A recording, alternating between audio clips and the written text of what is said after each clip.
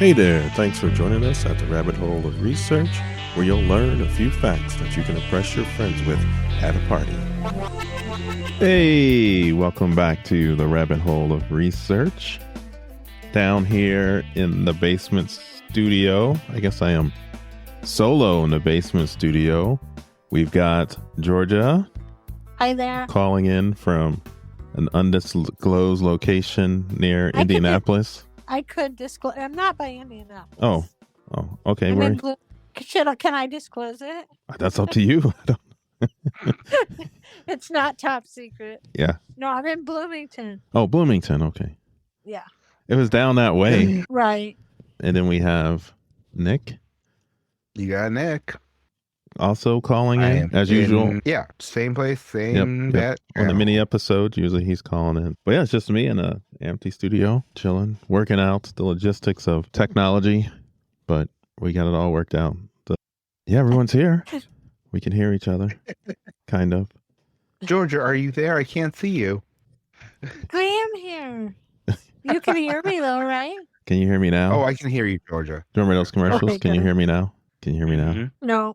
So this here is the mini episode of the Money of the Future episode. So we had our guest, Amran, on talking about economies and making it fun for everyone. He has his new book coming out this fall, late summer, early fall, Leverage. So we have the links. We'll put those back up in there and show that. But it was a fun episode. People seem to dig it. That was really fun. We were on the episode talking how boring economics is, but It's not boring at all. yeah, no, it was fun. It was like, I begrudgingly said, like I said, I loved it. Except for that part that Nick said. I was working really hard on my schoolwork that night. Whatever it is. I don't know what you're talking about. I didn't say anything. So Amran had a few notes he had sent me. So I just want to go over that. Most of it was just posts and things. He wanted me to link up on the mini episode show notes. So throw that in. One was his review of the Civil War, the movie that he talked about in the episode. Asset valuation, a post about that. Iron Man versus Batman. We had a discussion about their wealth. And so he has a post. And then he has another satire piece, Slavery in the Chocolate Industry. Because we touched on Willy Wonka a bit in the episode.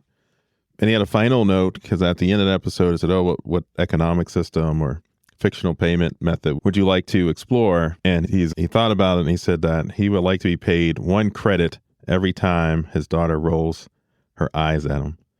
He said he'd be a trillionaire in a few weeks. Those with kids probably agree and also take that. It was a fun show. Yeah, I definitely wasn't sure where we were going with it for a good chunk of the time, but it was a good time. I enjoyed it. Yeah, and that goes to the episodes. We really don't, Georgia, Nick, and I, get together before to discuss what we researched. And we definitely don't really give tons of guidance to our guests. So if you come on, we go where the conversation takes us. That's the fun part of going down rabbit holes. I think it'd be really hard to script something like this anyway. Yes, because some of us can't follow a script. Oh, who are you trying to Yeah, Georgia, learn to read. Not Georgia. I did think that it was just so timely. I guess I'm saying that about a lot of things because everything seems to relate to the state of the world right now. But I thought this episode was really timely, talking about how money is really, can't live with it, you can't live without it. How it moves. And humans will always find ways to make something a commodity, even if it shouldn't be.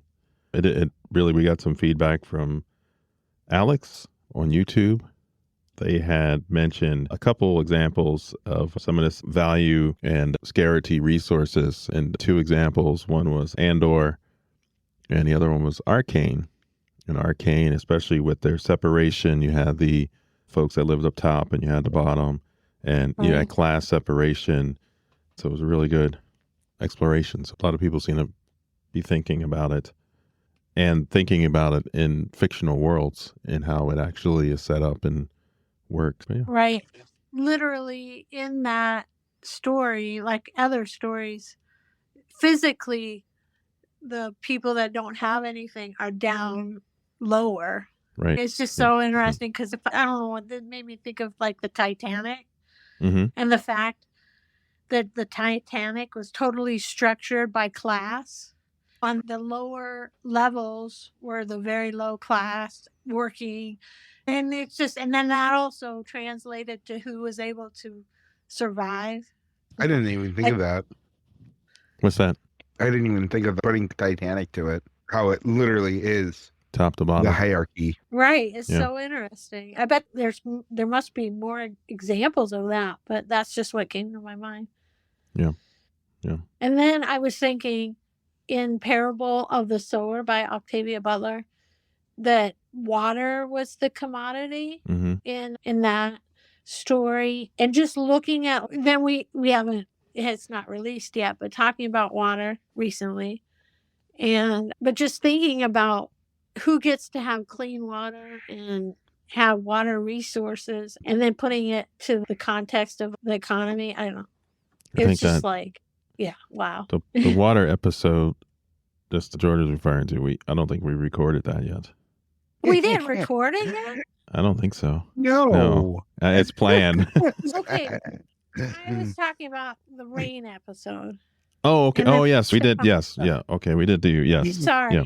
Sorry. Yeah. Yeah. So we had another episode. Sorry. I was very confused with that one too. Like, when did we record this? You're in a different Bloomington universe. Sorry, I wasn't more specific. No, you're fine. See, I should have just stayed off of this mini. No, it's fine. No, it's good. No, there's a water. I was like, oh, are you talking about the one? We have it on our topic list to talk about that. So, I think that I even during the rain episode diverted our conversation that way and had to be reeled back in. No spoilers here. No spoilers. I'm sorry. Yeah. So I also in that episode I had mentioned the asteroid that had 24 karat gold. We started talking about the King Midas, and then if you turn everything to gold, you devalue it, and then we were joking he would shoot it into space and kind of keep the flow, which then was the plot to some movies. That was a plot of a real movie? Yeah, like in Die Hard, the idea was to steal all the gold and make it radioactive. I think James Bond, they did the same thing where you just devalue the gold because it's unusable. And remember Die Hard with Samuel Jackson, Die Hard with a Vengeance, I think it is. Okay. And they were going to blow up the gold with the radioactive, but then it was a double cross of the double cross. Okay. Yeah, no spoilers. No, double cross of the double cross. The double cross of the double cross. But the asteroid is 16 Psyche, and it's a metal-rich asteroid that's estimated to contain trillions of dollars worth of precious metals, and gold is just one of them, but it has many precious metals in there, so it's pretty cool. And I think there's now companies trying to do space mining and send robots and then come back. So space mining, I love the idea. No one tell Bruce Willis. That's right. Second reference to Bruce Willis in this episode. Listen, he's done a lot of things in space. He has, yeah. He might be a strong candidate for the Rabbit Hole of Research Award. I think he should already get it. Okay. There's some other strong contenders. Yeah, no. Any other thoughts about the episode? I didn't have a lot. We covered a lot of ground in the episode. I did listen to that one podcast, the Dan Carlin's Hardcore History on Human Resources, which essentially explored the transatlantic slave trade. Super heavy, but it was a good, difficult to listen to at times, but so. All right. Anything else? Wow. So I got go for it. I got to see Nate Powell. He did our keynote. He was the keynote speaker. He's the artist on the March, the graphic novel with John Lewis, March. But he's also just tons of other things, and it was so good. Just want to throw that out there. Wow. You're right. It has nothing to do with our episode.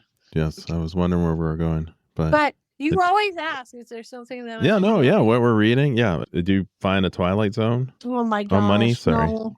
Okay. I gotta keep looking. All right. Sorry. Nothing. I feel like there's been a few that she hasn't come with Twilight Zone stuff for. Oh, that I'm failing on my Twilight Zone It's- references. I didn't say that. I don't know what Yes, you're you talking did. about. All right. If you're interested in money and designing money systems in fictional worlds or how it relates to our real world, go give the Or full if you episode want a to just get listen. rid of some money, Yeah. you could just send it to us. You could send it to us. That's- Yes, we That's could. always approved. We have to keep the mini fridge stocked with tasty beverages. Speaking of that, go follow us on all the socials. Tell friends about the podcast. We're here for you. Any topics, someone who wants to be on the podcast, send them our way. So cool. All right, I think that's a wrapper. Well, wait, you guys. Oh. The Twilight Zone episode titled "A Penny for Your Thoughts" is about money, and it aired February 3rd, 1961. Oh. And I can't tell you anything more because that's what I just Googled. Oh, it's Georgia. All right. Well, we'll have to. But I could watch it. You can leave your review in the I know. comments. Yeah, we can. Yeah, leave it in the comments. We'll leave a review, or someone not seen it, they can review and comment on it. All right. This here has been the mini episode of the Future of Money. We went some penny holes. Penny holes. Ching, ching. Bye. Stay safe out there. Love you.